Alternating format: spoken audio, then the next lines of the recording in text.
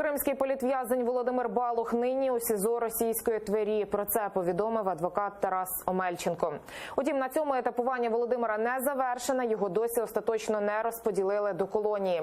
Адвокати мають інформацію, що Балуха хочуть перевести до колонії міста Торжок Тверської області. Як відомо, колонії у Тверській області відрізняються жорстоким ставленням до в'язнів. На думку колишнього обранця Кремля і заступника голови Меджлісу Ахтема Чийгоза, такі дії – чергова спроба тиску на Володимира Балуха через його проукраїнські погляди. Ахтем Чийгоз також побоюється, що в колонії проти Балуха можуть готувати провокації.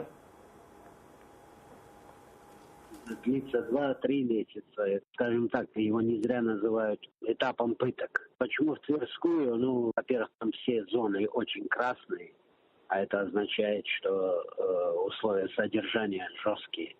Было бы удивительным рассчитывать, что Балуха с его принципиальной публичной позицией в какие-то черные, так называемые, лагеря отправили бы, где режим более свободный и есть возможность.